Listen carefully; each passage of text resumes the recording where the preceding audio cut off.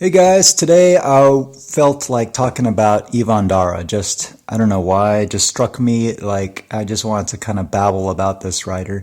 This is someone I've read, from a long time ago. I haven't really gone back and reread his work. I'm not that kind of reader where I would go back too often to works that I really liked and reread them, except maybe just read a page or two here just to kind of get used to or get reacquainted with the feel of the prose. But to go in and just completely reread a work, I'm more of the kind of guy who likes to just find new writers, and just kind of explore that way. But Evan Dara, this is a writer who actually there's not much known about this writer. I believe I don't think anyone really knows what he looks like, how old he is, the biographical details.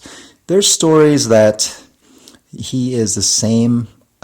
He's the same author as Richard Powers because I think they lived in Amsterdam around the same time, or they have like certain interest in their writing, which kind of map over each other, like interest in science and so forth. Although, Evan Dara is also interested in a whole other wide array of subjects, but I don't find that comparison to be apt at all, because to me they write in completely different ways.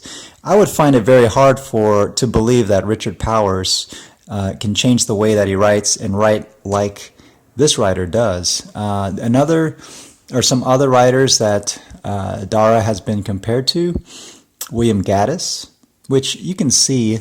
Especially in The Lost Scrapbook. This was his first novel. A lot of dialogue in this book.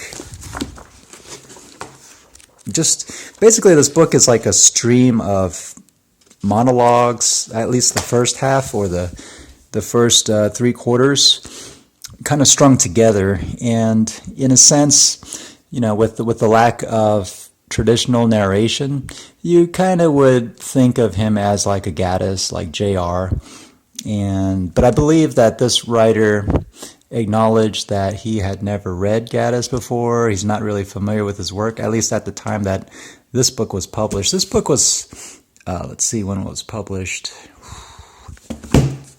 Oh, that's funny.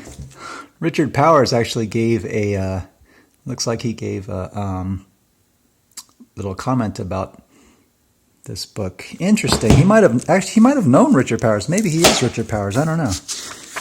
So this book was published by Fiction Collective 2,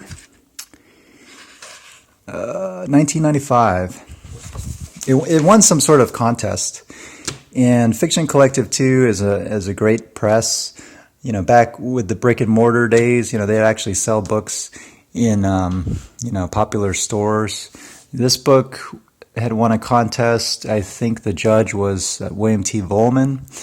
And this was around the time of, I think David Foster Wallace was kind of getting well known around this time as well.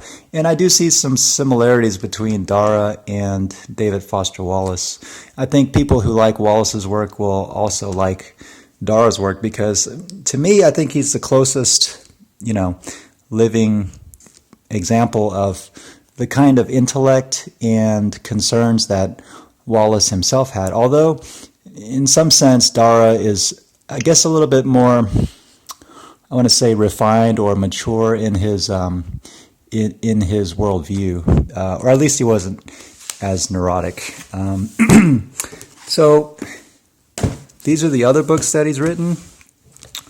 The Easy Chain, which, his books started getting published by this press called Aurora, which I think he actually runs. I think he's self-published now, and this is Flea, which I tried to do a book review of, but I completely failed. But yeah, the Easy Chain is also, well, the Easy Chain is an interesting book. It's largely to do with a character named Lincoln, and the first half is describing the effect that this person has on others, and it's kind of an interesting approach how he tells the story with this book as well. I'm just kind of all over the place trying to describe Dara's work, but it's very, I don't know, not experimental, I would say, but just like I said, monologues stitched together. There's shifts that happen between the speakers.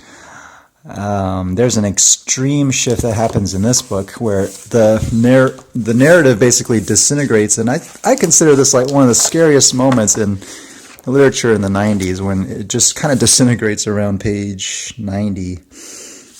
And is it page 90? No, not page 90. Page 72. And then it just kind of goes on like this.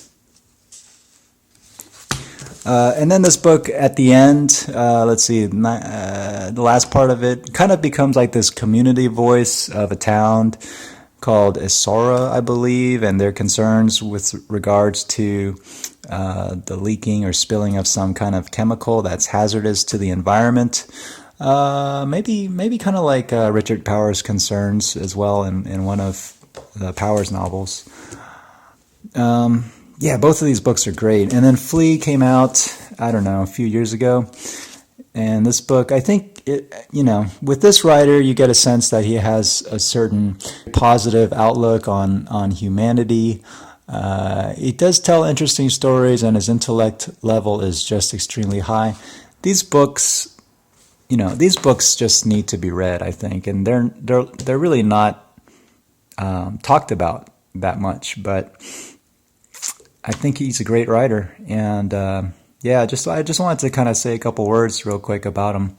But yeah, definitely try to search these books out and pick them up and give them a read. And let me know what you guys think.